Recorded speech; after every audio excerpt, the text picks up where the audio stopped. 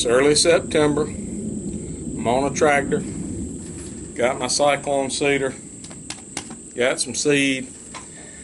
You saw the lime truck, but this is not a food plot video.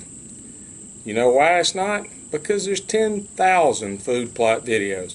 If I wanted to know how to do a food plot, if I couldn't go on YouTube and watch and see a food plot video and learn how to put one in specifically for my area, well, that's on me.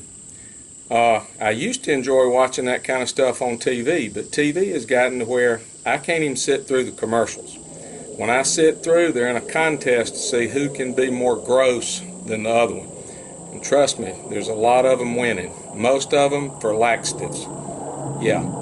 So, you'll see a little food plot footage, but this isn't a food plot video.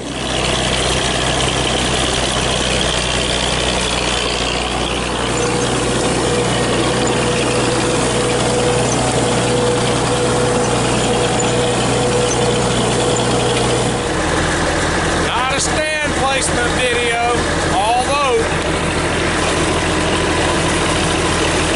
that sweet gum right there looks mighty tempting to hang a lock on right off the end of this little food plot we're herring in. It's not a plant Dunstan chestnuts. Check out these persimmons.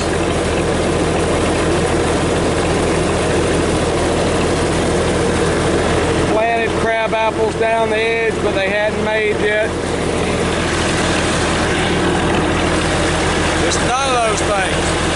It is a bow hunting video where we're going to discuss the dilemma that archers feel, and especially traditional archers. We'll get back to that. I got a little more food plot to do.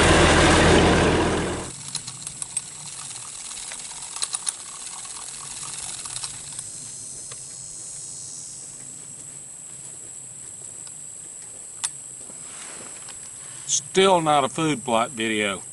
Wheat, Durana clover, does pretty good in the south.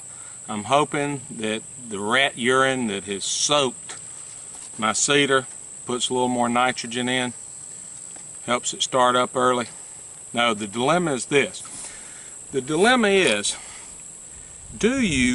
are you satisfied with killing a four-pointer? Because if you're hunting with traditional gear, you're going to get shots on four-pointers, a young six, spikes. Are you satisfied there? Does that float your boat enough? Because realistically, you're using traditional tackle. Shouldn't that be enough? I don't know. I'm asking you. Normally, I don't. I hadn't for years and years. Thought about it, but I hadn't. So what that winds up doing is, you may go 1 year, 2 years, 3 years, 4 years, 5 years, 5 years without shooting a buck. Now I have missed a nice one last year. We all know if you shoot them young, you don't get a chance on them later. But what about the fun value? What can we do about that? We'll talk about it. You know, I can shoot does. That's what I can do. That solves the problem of me wanting to hunt, but at the same time, I'm not going to kill a big buck every time I go. So that gives me meat, it thins down on the population, but it brings up another dilemma. Doe-fawn combo. Alright, I know we're overpopulated with does.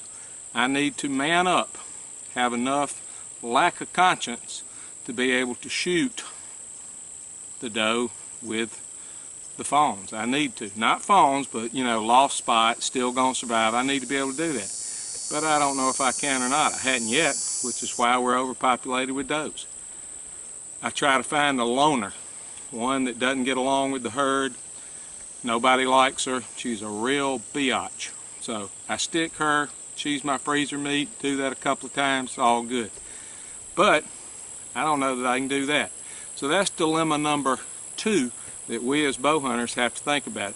Still not a food plot video, but I did remember something. Rats are very obedient, and I stuck a sign on my cyclone cedar that said all rats piss here, and I forgot how obedient they were. They listened. Year before, I stuck one on some copper wires and said, copper wires, chew it at will. They did. They listened. lawn roller behind your four-wheeler, great way to put in clover seed. Makes contact, but it doesn't smash it too deep. Clover's light seeded, very light. But again, this is not a food plot video.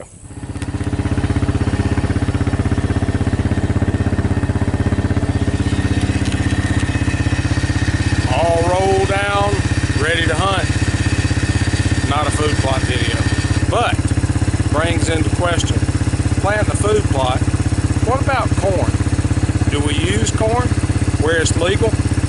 I don't agree with feeding corn like on a year-round basis because of turkeys. But do you use it to draw deer, especially if you're in a high doe area where you know you need to thin does? Do you put out a little corn, concentrate them? And what if a big boy walks in on the corn and you shoot him? Are you going to feel as good about it as if you patterned him on acorns? Another question, another dilemma.